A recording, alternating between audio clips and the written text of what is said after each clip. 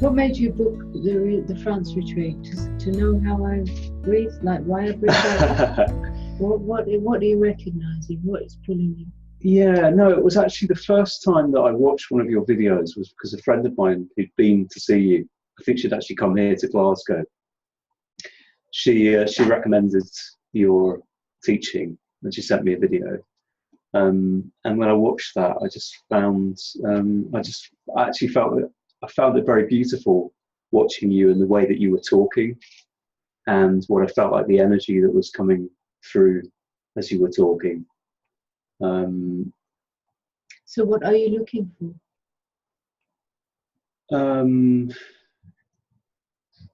I think what I'm looking for is just to deepen in and become more established in this place that we've been touching into.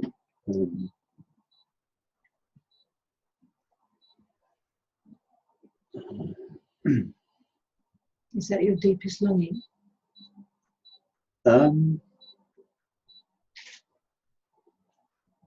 Yeah, I think it probably is. Yeah. Come to think of it.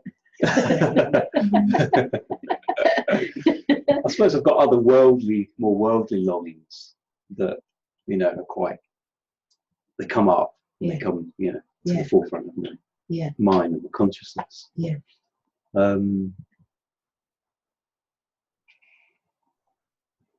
But I think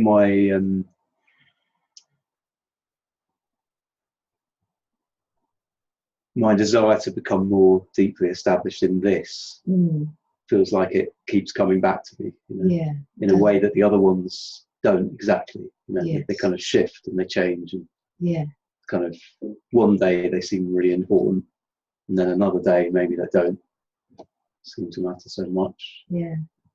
Whereas what I find consistently is if I can come back to this kind of place, then that feels like that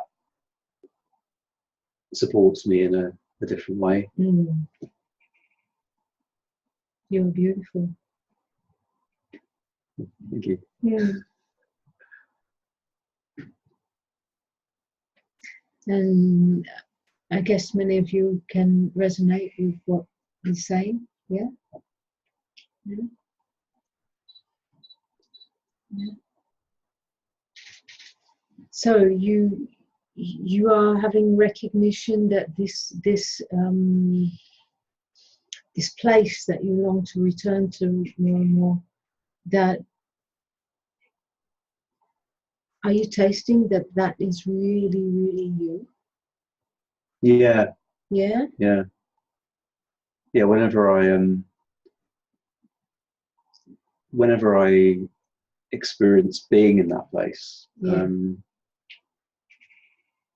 it's like there's a sort of sense of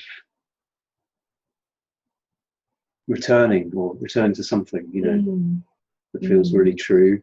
Yeah. And it just feels like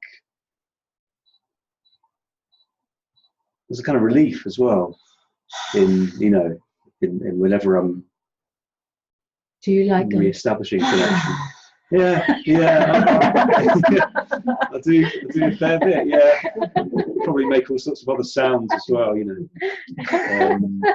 Depending on what's been happening, and sometimes laughter I find is also something that is part of returning to that place. That maybe I find that it feels like laughter for me is releasing tension, basically.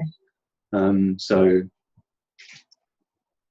it's definitely yeah. So then maybe you might be able to hear it when I say that when I'm meeting with the so-called other, which is myself, and it's met there, and it's not just only when I'm meeting with a so-called other, is when I'm dropping with deeper levels of myself. Yeah, there is this at every level. There is this like. It's like, yeah, I'm very expressive in whatever I do. So when it comes to this, it shows, everything shows, So then as I'm dropping deeper and dropping deeper and dropping deeper, it's like dropping into deeper levels. And when I'm meeting a so-called other in that, where the meeting of oneself is seen and known, and that as one drops, there is a togetherness as one. And the whole existence opens, and the whole existence is there meeting itself and waving in itself in pure deliciousness, and then another drop, and this dropping is endless. Yeah. So you're kind of saying there's no bottom, exactly. There's no bottom, and that's, at a certain point it all becomes like still for a very long time, and then there may be another yeah, and the opening and the opening and the opening is endless and delicious. And this is what I call dropping, and this is what everybody in my retreats and intensives, I'll ask them in the lunch break to drop, to take 1 hour to drop, to lay down and just drop. It means drop the world, drop any kind of anything, just drop the whole world, let go of it all, and just drop into being, and drop. And I used to say in the beginning, when I started sharing, I used to say to people, take 1 hour 3 times a day. This is your medicine. Yeah? But that was not quite 20 years ago, but nearly. I don't know how many. But now people don't have 3 hours a day. So then I say, take 1 hour a day, if you can afford that, to drop. And if you take this dropping into your life on a daily basis, you're returning, and you're returning, and you're returning, at a certain point becomes your ground. Because it's so known in you. The dropping is so known that when you get some activation, like a spanner is thrown into the works, you know what I mean? Yeah. You get some activation, your system knows immediately to drop into what has been touched. So you've been touched, the sense of self goes like, and the system knows to drop into that layer, to experience it completely and fully, and to drop through it. Because there is a known in the system to drop, that when some challenging experience comes, you have the knowing in the system to drop into it, to drop right into it, experience it fully and totally, drop through it. Drop.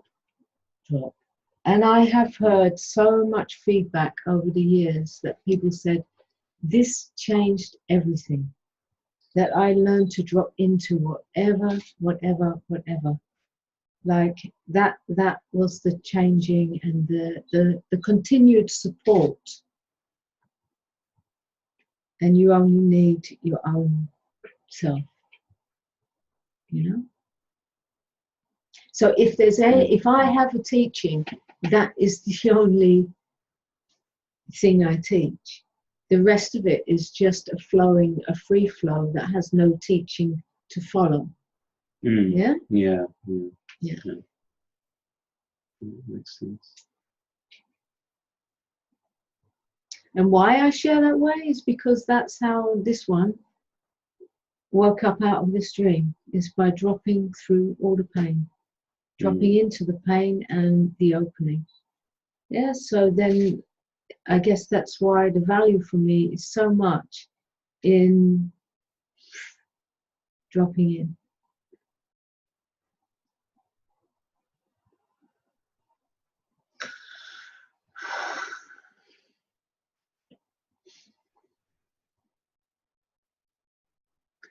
When you're talking about dropping into the pain, then you're not fighting it, and then does that mean not fighting it, not running from it, this kind of thing? Yes. Yeah. Yes.